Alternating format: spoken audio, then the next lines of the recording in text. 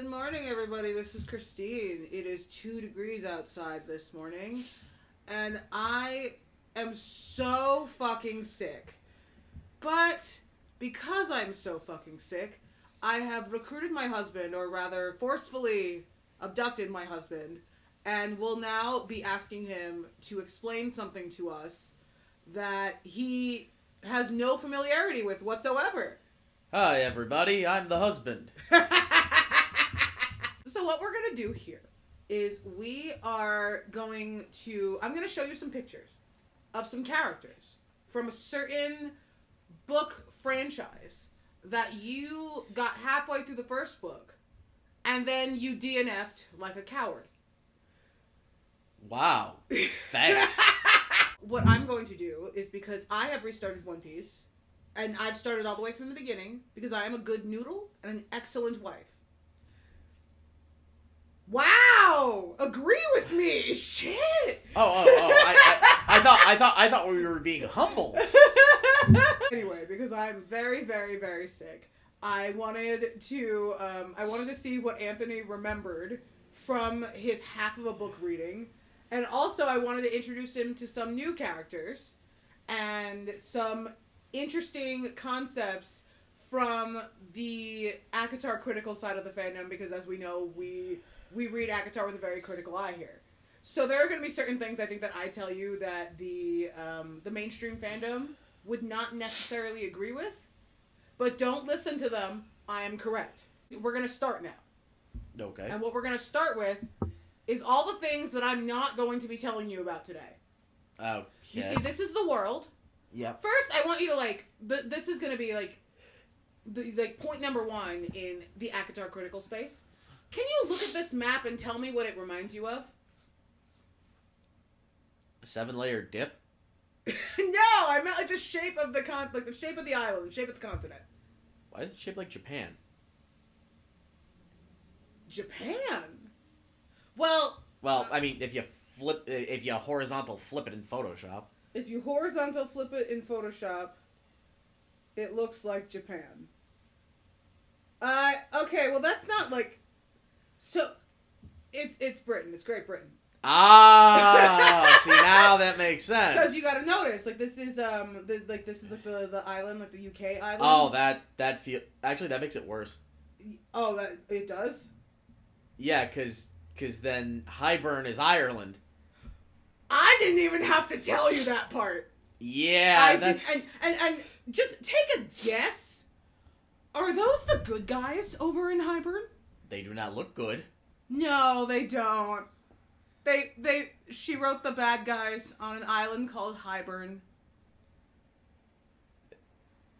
She also borrows very greatly from, Celtic cultures and stuff. Touch ironic to make the people who were the Celts, the villains. Welcome to the ACOTAR critical side of the fandom. You see all these characters here? You see all these, other, not here, we're going to be talking a little bit about this place because this is where a lot of our main characters are from. But you see, these people here, these areas. Yeah. We're not really going to be touching on these areas very much. This we're going to be touching on, this we're going to be touching on, and this we're going to be touching on. This we do not have time for. There's a lot going on here. Well, kind of. We will talk about this a little bit, but, these guys, there are a lot of, supporting characters, the other High Lords, things like that. We're not ready for that yet. Okay. We're just trying to catch you up on, some of the main ACOTAR ideas. Right. Are you okay with that? Yeah, that's fine with me. All right, so we're going to move on. Who is this?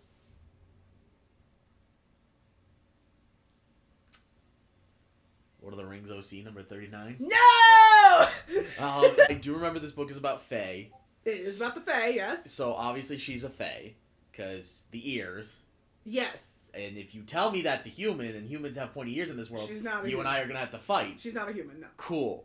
I am spoiling something huge, but this is barely a spoiler at this point because this is something that you go in knowing, because the book where she turns into a Fae came out first. Turns into a Fae.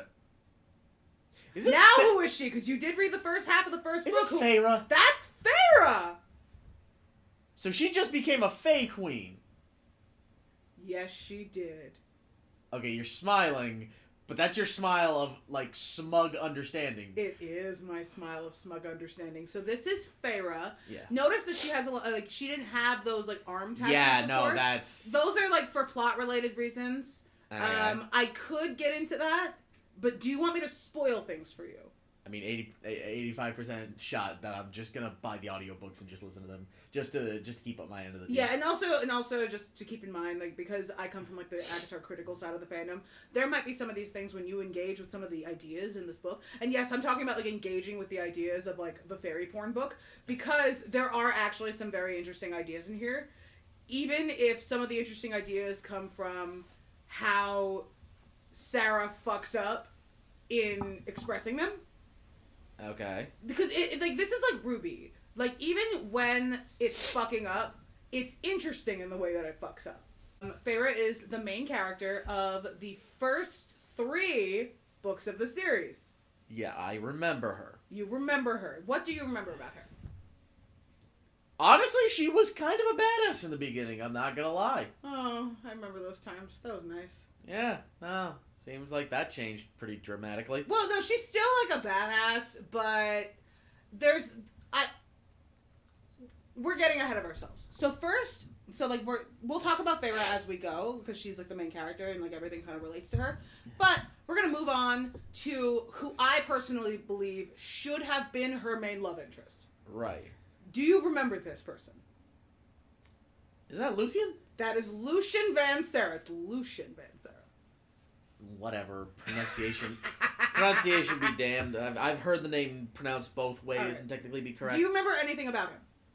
Wasn't he like Tamlin's like closest friend? He was Tamlin's closest friend. Yes. And he provided her the knife that she used to fight that almost like boggart like creature that like he did. Yes. Yeah, and wasn't he also just like technically on her side after a while because he was real suspicious about shit?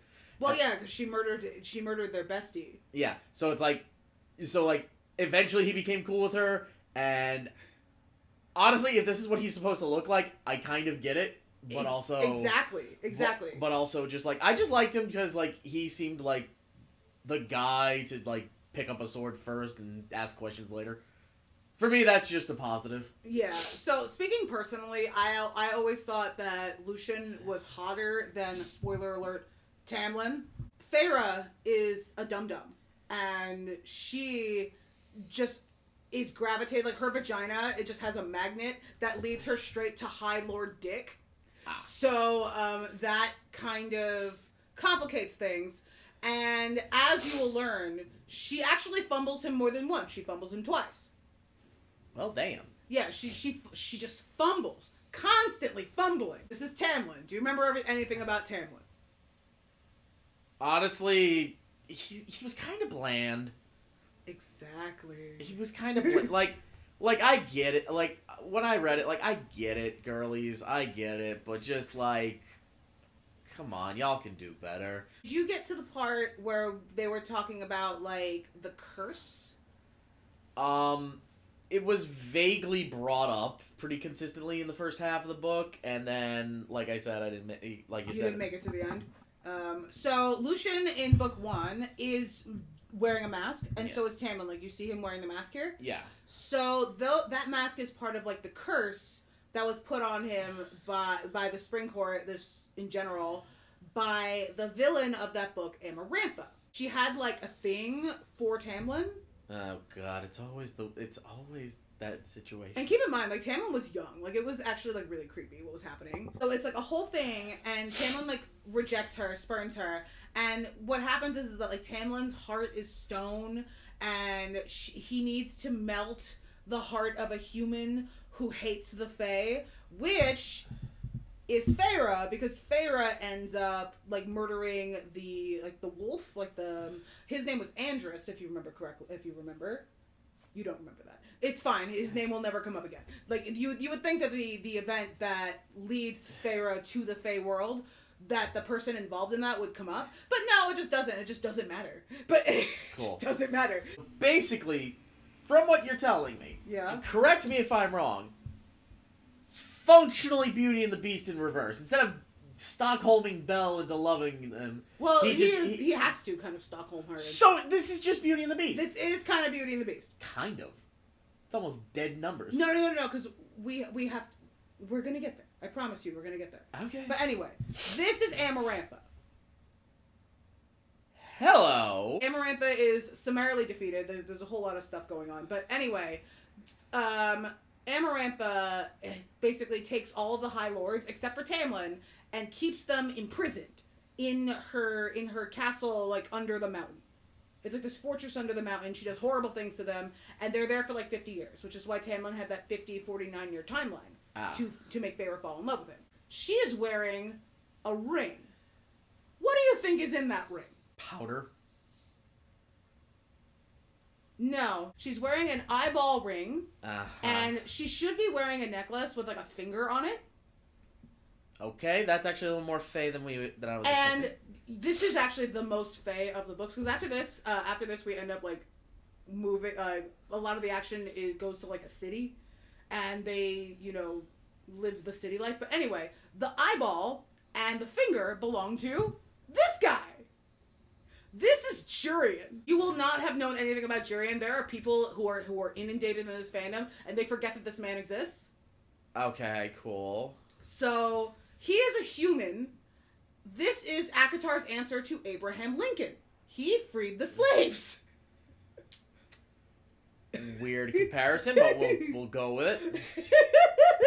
He was the human general who fought in the first Fey War, and he helped free the slaves. So that's what you need to know about him. Also, I ship him with Tamlin.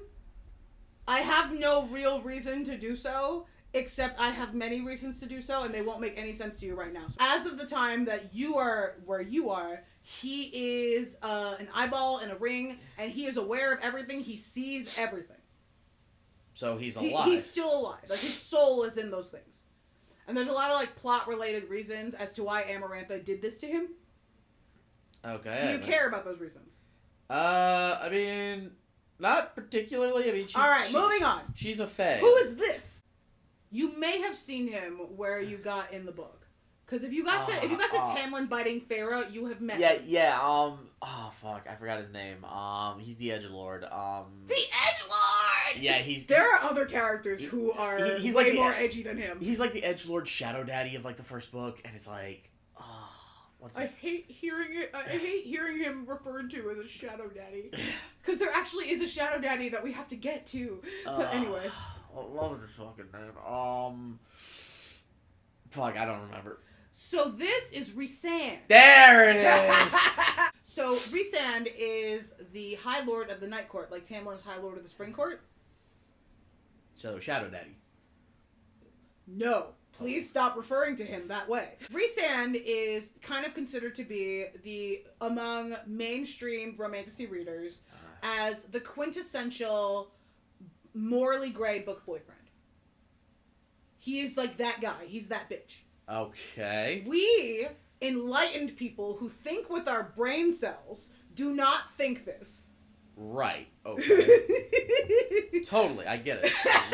Rhysand, when Amarantha, Amarantha takes like all the High Lords, she takes Rhysand with her, and even though Amarantha wants Tamlin and all of that, Rhysand is he's more of like manipulative than Tamlin, and like he puts himself in a position where he has like the most power out of all the High Lords that are there. So he becomes Amarantha's like bed buddy. So he fucks her for like 49 years. But he doesn't actually want to fuck her, and she knows that he doesn't want to fuck her, and she fucks him anyway. I don't like Rhysand, but I really feel for him for like what happened to him under the mountain. It was really fucked up. I don't personally criticize him for what he did under the mountain, but he does a lot of fucked up things to Feyre under the mountain. Got it. She goes to rescue Tamlin for plot-related reasons. Of course. So when that happens, she is eventually discovered Rhysand is actually like low-key trying to help her, but he has to pretend that he's like a bad guy. Right. And this is when Rhysand's at his most interesting, because he actually is a morally gray guy. He's not trying to get with Feyre at this point, because he barely really knows Feyre at this point. and they need Feyre to like be in love with Tamlin at this point. Gotcha. Because she has to be in love with Tamlin in order for the curse to be broken and for all that stuff. Makes sense. So, among the things that he does to her, when she breaks her arm during, like, plot-related reasons, in order to get Feyre to, like, accept his help, he, like, twists her broken arm a lot. Okay. And then, as part of, like, his thing to, like, completely humiliate her in front of, like, Amarantha and, like, make Amarantha believe that, like, he's on her side and whatever, he drugs her with Fey wine and makes her dance for 3 months. Man, her calves must be in great shape. To be fair, she's like an archer. She's in good shape. Like, her calves are, in fact, incredible. Eventually, the day is saved. Amarantha dies, and Tamlin and Feyre, they fall back in love. And Rhysand realizes that Feyre is his mate, because they are fated mates in this series. Because of course there are! Yeah, I was annoyed about that too. We're gonna get to, like, the politics of mating after a point. If it's anything like the Omegaverse, it's gonna be very... It's not really like... It's not like the Omega... Oh my god, if it's like the Omegaverse, I'm gonna fucking cry. But no, it's not like the Omegaverse. But what you need to know is that Rhysand and Feyre are mates, and it takes Feyre, like, the whole second book to basically figure it out. Oh, joy. So, like, the second book is kind of considered to be, by mainstream fans, the best book in the series. Okay. They are incorrect.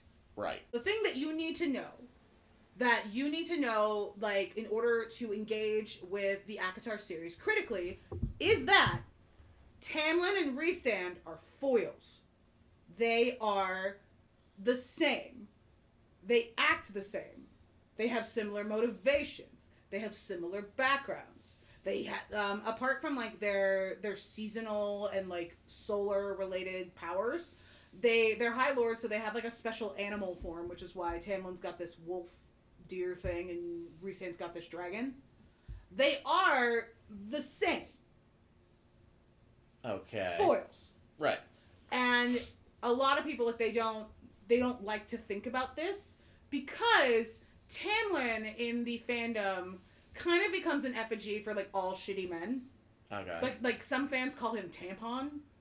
Ew. I know, awful. I know, because feminine sanitation is not disgusting. Are you with me so far? I'm following you as best as I can. Okay. So Tamlin is kind of made into an effigy of, like, all shitty men. So then it ends up becoming a thing where Tamlin becomes a representation of everything that, like, bad men have ever did to that particular reader. Right. Do you have any questions? Why did she overcomplicate Beauty and the Beast? Before we move on to, like Feyre's family and Rhysand's family and things like that, we need to talk about this man. He's not relevant, really, in the where you are. This is... First of all, let me give you a guess. Who is this man? Cruella de Vil's ex-husband? This is Eris Van Serra. This is Lucien's oldest brother. Okay. He's not a High Lord, but because he's the oldest of, like, the 7 Van Serra brothers, because there's 5 more, and no one knows their names because Sarah... I just don't know why. Like, this is, like, my plea to Sarah. Can we flesh out the Van Serra brothers, please? You remember that fanfic I was telling you about that I was writing? Yeah. It's about him. Okay. But more on that later. You are nowhere near ready to go into fanfic divergent plot points at this point. You are not ready. Moving on. Feyre has sisters. Do you remember those sisters? I remember one was really, really whiny. I'm going to hold that in my soul for a little bit, but yes, continue. And the other one just seemed kind of neutral, like, not great, just kind of there. Okay, now I'm confused, because this... Was there, Can you tell me a little bit more? Honestly, that's all I remember. I just remember one was really, really whiny about shit, and then the other one was just kind of existed in passing of the night, you know, just like, you could have walked the streets and you'd never remember she was there. This is Nesta, over here. Right. This is Elain. Yeah. Nesta. Right. Can you tell me? Can you like infer some things? Well, clearly she also becomes a Fae. Yeah. Do they all become Fae? Just The sisters? Yeah. Yeah. Man, that dad's got a dowry coming in. Let me tell you. I don't think she was the one who was just there, because Elain kind of gets a lot of that discourse where it's like, oh no, like she's just there. She's like window dressing, that kind of thing. Which, just so you know, I went to law school. Yeah. While you were sleeping. I'm Elain Archeron's personal attorney. I'm her lawyer. She's never done anything wrong in her life. But we're not talking about that right now. This is You got Nesta. a law degree for this? Yes, I did. Yes, I did. Or Christine, Esquire, Elain Archeron's personal attorney. But anyway, this is Nesta Archeron. Yep. Nesta is kind of, she's the one who's like the bitchy one, and she's actually one of the... The bitchy one, yes. You would know her as the bitchy one. Right. She is widely considered to be one of the most controversial characters in ACOTAR. She looks like the Fae version of the women from Empire. Empire? What's Empire? You ever watched Empire? No, I haven't watched Empire. What is that? It's an HBO show about like fuck, if I remember correctly, it's like the rat. It's like. Do you mean Boardwalk Empire? No. Like, I'll show it to you later. Nesta Archeron, she does become Fae, as does her sister. Does she marry a Night Lord? No, but she does marry someone in the Night Court. We don't know if they actually got married. Yeah, you can tell because of the aesthetic. But also this is kind of like Nesta's thing, because Nesta's whole thing is that she has death magic. The fifth book is called A Court of Silver Flames. That's her book. The flames are hers. And they're death magic. They're death magic. Nesta Archeron has similarly never done anything wrong in her life. I don't need to be her personal attorney because there are legions of ACOTAR critical people willing to do it for me. Morons. But no! You never... If decades of watching anime has taught me anything, if somebody has magic that instantly kills people, they need to be dead. You remember how Nesta was so bitchy towards Feyre? Yep. So the Night Court, they really hold this against her. Like, even when she's human. Like, they hold this against her, like, a lot. And when she does become Fae and the Night Court kind of, like, takes responsibility for her and Elain, it becomes this thing where, like, they're just really shitty to her. Like, for very little reason. Like, they're, like, she's bitchy, but, like, she's one of the, like, it's... She does it as like a defense mechanism. Like she's not like lashing out at anyone. Generally, they're crossing her boundaries and she's lashing out. And they don't really recognize this. And what's worse, the narrative doesn't really recognize this. So there is a very vocal part of this fandom that just hates her for no reason. Okay. So that's like a whole other thing. I think I'm not gonna like go that far in on that because I know I'm spoiling a lot for you, but I do want you to like form your own opinions about these characters and stuff, but also just for like my personal edification. Remember that fanfic I was telling you about? Yes. It's about her and this guy. This is not her mate in canon. Right. This is not like I think they like barely share. They have like a couple of scenes together in the fifth book. But he's just so far. But like, given what little we know about him, he's so much better than what she currently has that we just have no choice. We have no choice but to stand it. Anyway, are we done with Nesta? Can we move on? I mean, like I said, if you have death magic and you are allowed to live, whoever's allowing that is a moron. Everyone's basically allowing it because also everybody's a moron. The fifth book is about her and like she gains control of this thing called the Dread Trove, and she's the only person who can really handle it safely. So they need her. And this is part of the reason why her ending in her book is actually kind of really bittersweet. Like yes, like she's happier and she's quote healed, but like. She's not really like they didn't really make her like they didn't really heal her. They didn't want to heal her. They wanted to control her. Do you remember her? This is the other sister. Again, from what I've read, she's just kind of there. She's not a problem. She's not a bad character, but she's not a good one. She's just kind of almost. What do you mean she's not a good character? Like she's almost NPC.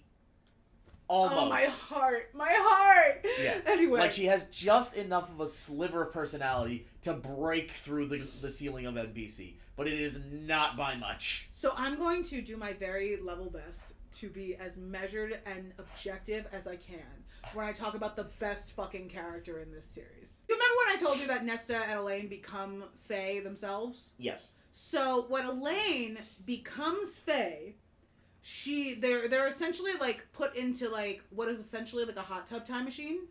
Okay. That's the only way I can explain it to you without like getting into the weeds of the plot. And then when Elain is spilled out of this hot tub, okay, yeah. Lucien is there. God, oh. And okay. Lucien immediately looks at her and knows this is my mate. And he says so out loud. He doesn't do it as like a, oh my god, you're my mate, I must have you now. It was like a, oh shit, you're my mate. Because he's actually genuinely shocked by it. Because I don't know if you remember this from the first book. Lucien he thought that he had a mate and that mate died. You remember that? Vaguely. Oh. So he actually thinks that Elain, he thinks that he had a mate and she died, but no, actually this is his mate. Okay. And not only has Elain literally never seen him before in her life, she's also been through something really, really terrible. Like she's been remade down to the molecule. Oh, that's kind of messed up. Yeah, I know. So, like, for her, it's, like, really fucked up. And because Lucien has, like, Tamlin ties, and at this point, Tamlin is an enemy. Okay. Like, he's an enemy for, like, different reasons, like, personal reasons on Feyre's part, and plot-related reasons that I won't get into. But, like, Lucien, at this point, cannot, like, they're not, the Night Court isn't a place where they're going to trust him. So, in the ensuing scuffle, the Night Court takes Elain, takes Nesta, they go to the Night Court, and then when that happens, they have Nesta has a lot of dealings with this man. Who is this? I mean, you have not seen him before in what you've gotten up to, so just take a guess. Who is he? He looks like a knockoff version of Nihilus from Fire Emblem Path of Radiance. You know, the Crow King, aka the guy who will literally sell people for $1. Cassian is pretty much universally beloved by the mainstream fandom. I hate him with the white-hot intensity of 1,000 suns. He's not like a bad guy on paper. If anything, out of the 3 Bat Boys, we will talk about the 3rd Bat Boy in a little bit, but out of the 3 Bat Boys, he's kind of considered to be like the most like golden retriever in quality. Like he's supposed to be like the most emotionally mature one, but that's just on paper. If you read between the lines, he's absolutely horrendous. Like, he is absolutely horrendous. He's the general of the Night Court armies. Okay. Which is a whole other conversation. Like, if we start getting into, like, the apartheid state stuff, like, it's gonna break your brain. We're not gonna have time to deal with it. He comes from, like, very humble beginnings. He meets Rhysand in, like, Illyrian training camp along with this guy, Azriel. We will get to him later. Oh, there's always a guy named Azriel in these things. Always. Cassian and Azriel and Rhysand, they come up in the army together. They end up, Cassian and Azriel help Rhysand run the Night Court. Whether they do a good job of it is really up for debate. The Night Court really isn't that great of a place to live, but that, again, we can't get into that right now. Cassian is one of those guys where it's like, he seems like really good and really like emotionally mature, like, on the surface, but then when you actually, like, sit down and look at, like, his pattern of behavior, especially with Nesta, you're just like, ew. In the 5th book, the one that where, like, Nesta, like, heals, but, like, not really, I'm putting heals in quotation marks here, she's also, like, sleeping with Cassian, falling in love with Cassian, they get together, they're mates. Either way, this relationship is starting to sour people, because there was a point where this was, like, the dark horse relationship of this franchise. Because Feyre and Rhysand were kind of, like, inevitable, because they were, like, the fated mates and all of that. But there was a point, because fated mates are supposed to be rare, but there's, like, fucking so many mated pairs in this fucking fuck-ass series. So, that's, like, a whole other thing. I keep saying that. That's a whole other thing. Because I'm trying to, like, condense as much of this as I can without spoiling too much. If I continue to leave this man's picture up here, I will continue to rant about him for the rest of the video. And we can't do that. We have other characters to go through. So, we're going to talk about this guy. I've told you his name. This is Azriel. Can you infer a few things? Well, first of all, Jesus, they had to anatomically get the bat wings correct. I can see the freaking veins. Oh yeah, no, that's actually another thing about the fandom. It's like the artists that are like the human artists of this fandom, they are incredible. Like there was a group of ACOTAR fandom artists. They made a dating sim, like a full on free ACOTAR dating sim with like actual characters. It's incredible. At some point I want to make you play it. Would you play that game if I told you to? Absolutely. The Illyrians, they're like fey people with bat wings, but they don't have pointed ears. Rhysand has pointed ears because he's like half Illyrian and half high fae. So, but we're gonna be getting into a lot of like racism stuff, but like fantastical racism stuff. Got it. But then we're also overlooking like the real racism going on like within the fandom. But that's a whole other, again, another conversation for another day. So anyway, this is Azriel. He is the top Night Court spy, and he's also like the torturer. Like he's like the guy who like tortures like the prisoners and like gets information out of them and all that stuff. Right. Azriel has never done anything wrong in his life. Okay. He along with Elain were born without original sin. Really? Yes. We're just gonna pull the Jesus thing out of nowhere. Well, Cool. well, he is like the Night Court torturer, so like he has done like at least one thing wrong. I believe sin is now involved. Okay. But anyway, do you remember that ship war I was talking about? So when Elain ends up like falling out of the cauldron, getting mated to Lucien, when she goes to the Night Court, she and Azriel end up kind of developing a little bit of a rapport. Okay, cool. And they have a very, very sweet relationship. And there's a lot of debate, like, between Feyre and Rhysand. When Feyre comes back and she kind of sees, like, what's going on with Elain and Azriel. And this is after, like, she's spent some time with Lucien and, like, they've repaired their relationship a little bit. And they've talked about Elain a little bit. So she already has in the back of her mind that Elain and Lucien are mates. But then she sees Elain with Azriel and she's just like, why can't they be mates? Like, what is going on here? And there's a lot of, like, discourse about the mating bond and whether their mating bond is like a real thing. I think it's personally real. Some people don't. That's another thing. But anyway, there's like a ship war happening. Gotcha. And then the ship war actually expands to a couple of other characters. I don't even know if we have time to get into all that. I have no idea how long. We have been recording for almost 45 minutes. Jesus. So that's happening.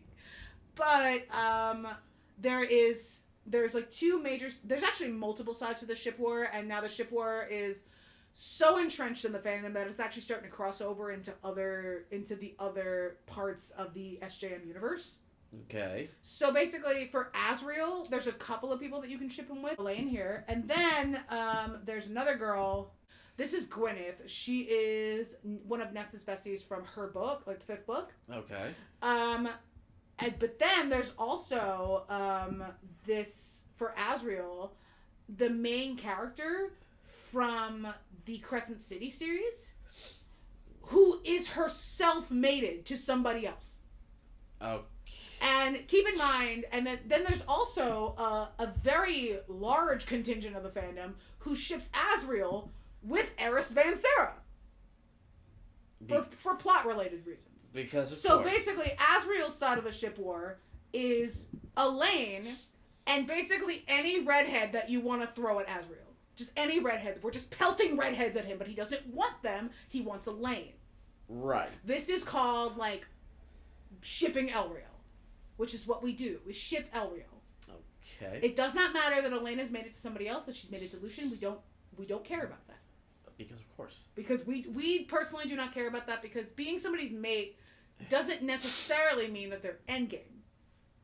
It has meant that so far, but it doesn't have to continue to mean that. You understand? I mean, yeah, but that also feels like kind of disingenuous. What do you mean disingenuous? I mean, if you're going to make the mating thing important and then not important, it feels like then everything we've understood has meant nothing. One, welcome to ACOTAR. Two, there's a lot of discourse about, like, the mating bond not necessarily being, like, the person who's like best for you on like a romantic level. It's kind of like it could end up being like about who makes the strongest babies, because both Tamlin and Rhysand come from parents who were mated couples, and they are and their parents had really, really, really fucked up marriages. So just because they make the strongest hey, are you listening? Yes. So like just because they make like the strongest babies does not necessarily mean that they make the best couple. If their love for each other was so strong that they wanted to break that bond. Isn't that a great story? Hey! Yes, it's a great story. We're only really talking about like main characters at this point. So let's talk about a couple of supporting characters. This is Rhysand's cousin, Morrigan. I would ask you to get... Yes, I know, Morrigan. She's also known as the Morrigan. You don't see him, but he just kind of like buried his face into the pillows and is just letting out breaths of exasperation. And that's how we feel about Morrigan, honestly, because a lot of Morrigan's characterization is very like amorphous. It's kind of like piled onto each other. Her power is truth. We still don't know what that means. She's actually like, she's walked up to people and she's just like, hi, I'm Morrigan, my power is truth. And everyone's like, ooh, she's Morrigan, her power is truth. But like, we don't know what that means. Has anybody looked it up? We can't. In the context of the series, we have no concept of what that could possibly mean, because we don't really see Morrigan for very long, and for the first half of the series, like she's important, but like she's not really important. And then she's like Feyre's bestie, but like not really, because we haven't really touched on this yet. Feyre doesn't have any friends. Well, yeah, she got dragged into a relationship. She got dragged into a relationship with a High Lord, and basically her entire social circle is people who work for, who were Rhysand's friends first, but also they work for her. So what does that mean? Kind of ridiculous. It means that Feyre has no friends. She does not have any friends. She definitely doesn't have any friends who are like her friends. Nesta, for her part, actually does. Like she has a social circle of her own. And Elain doesn't have her book yet, but even she has she canonically has people who like hang out with her that don't work for her. This is Nesta's Illyrian friend, Emerie.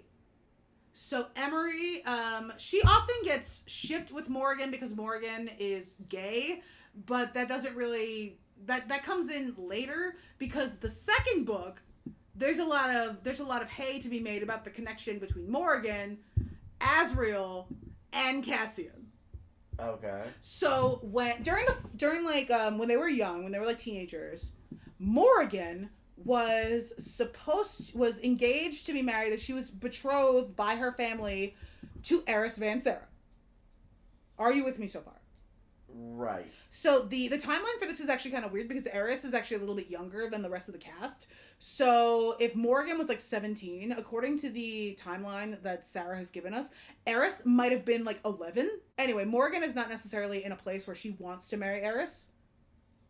Like, she doesn't want to marry Eris because she's secretly gay, but we don't know this until later. So then she decides she's going to ask Cassian, I want to break my engagement with Eris, and I want to do it in the most sensationalist way possible. I want to make sure that no one can formally ask me to marry someone I don't want again. And Cassian's like, okay, sure. So they fuck, and he takes her virginity. And it's a whole thing.